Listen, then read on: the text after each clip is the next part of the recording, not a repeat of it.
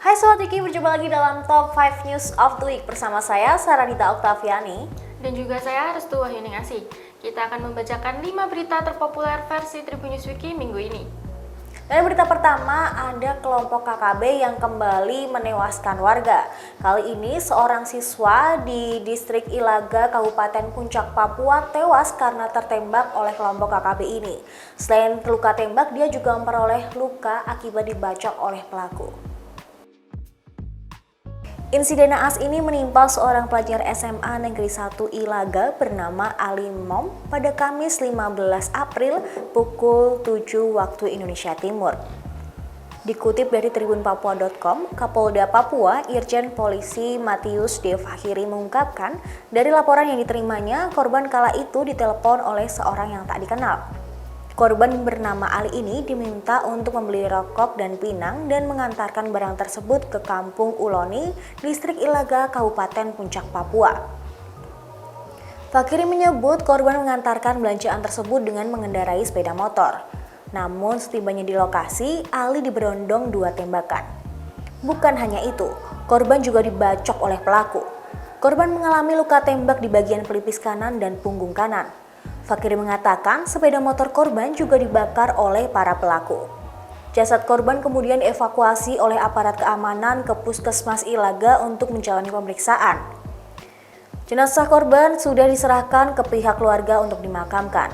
Atas hal ini, Kapolda Papua meminta aparat untuk mewaspadai gerakan KKB pimpinan Lekaga Telenggan. Ali menjadi korban keempat dari kebrutalan KKB dalam 2 pekan terakhir. 3 korban lainnya, yaitu 2 orang guru dan 1 pengemudi ojek. Para korban tewas setelah ditembak oleh KKB. Berita selanjutnya datang dari artis Indonesia berinisial JF atau Jeff Smith yang ditangkap oleh polisi pada Kamis 15 April 2021 karena kepemilikan narkoba jenis ganja.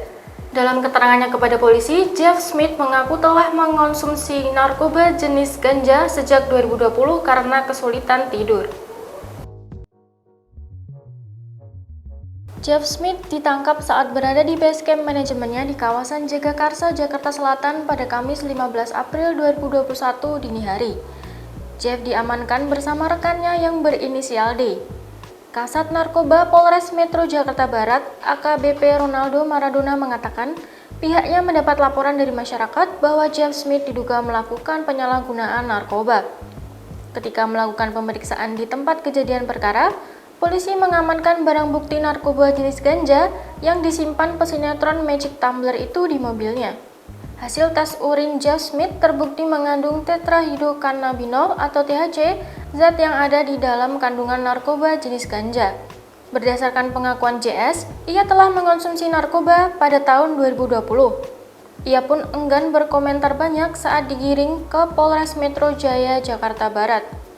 Namun dirinya membenarkan jika ia telah mengonsumsi ganja sejak 2020 lalu. Ia juga mengaku jika menggunakan narkoba jenis tersebut karena tidak bisa tidur. Dan berita selanjutnya datang dari keluarga Atta Halilintar. Ya, Atta ini mengabarkan bahwa YouTube channel milik keluarganya yaitu Gen Halilintar diretas. Dan peretasan ini baru diketahui Atta pada Jumat pagi hari ya. Dan ia juga mengimbau untuk YouTuber Indonesia untuk meningkatkan keamanan mereka. Diketahui bahwa yang menghack YouTube ini merupakan seorang dari Rusia. Atta Halilintar mengabarkan bahwa channel YouTube keluarganya yaitu Gen Halilintar diretas.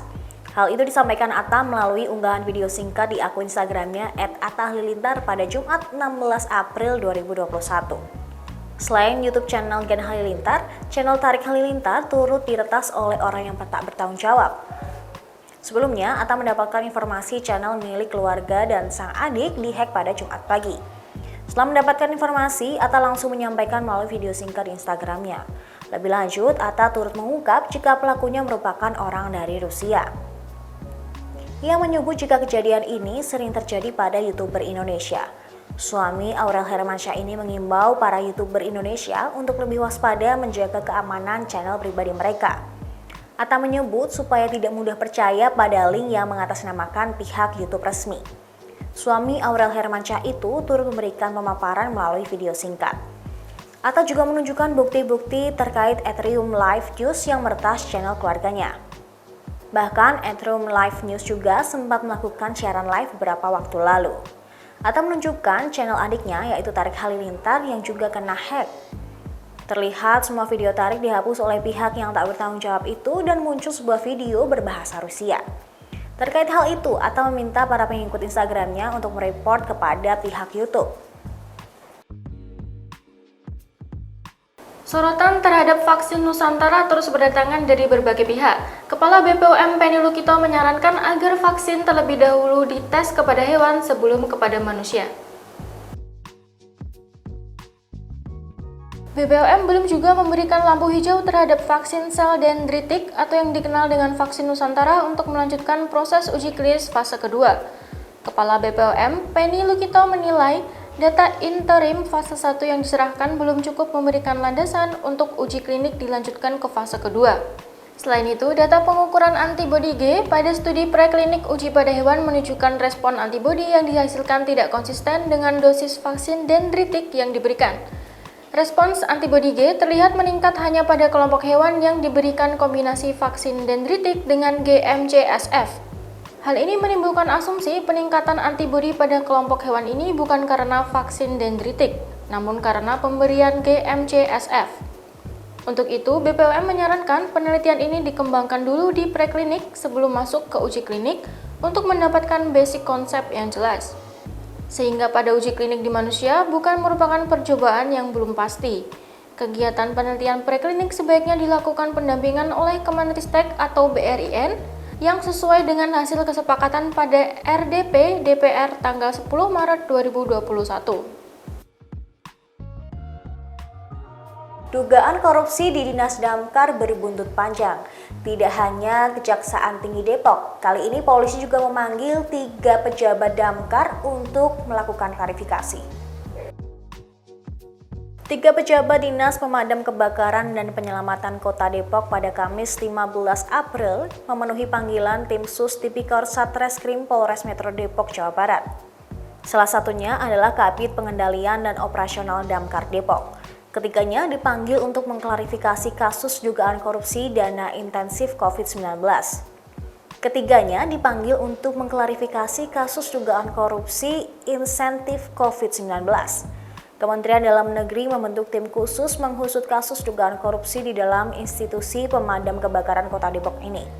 Tim akan memanggil sandi personel pemadam kebakaran Kota Depok yang mengungkap dugaan korupsi dan Kepala Dinas Pemadam Kebakaran Kota Depok untuk dimintai keterangan.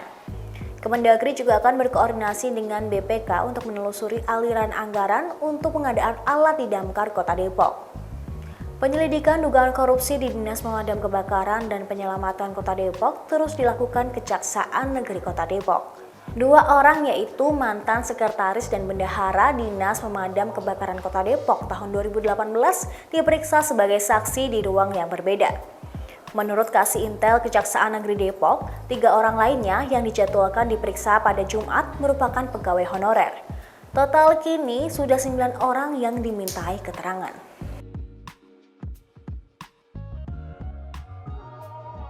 Nah, itu tadi 5 berita terpopuler versi Tribun News Wiki dalam Top 5 News of the Week. Saya Saradita. Dan saya Restu Hayuningsih. Kami pamit undur diri. Sampai jumpa. Terima kasih sudah nonton. Jangan lupa like, subscribe, dan share ya.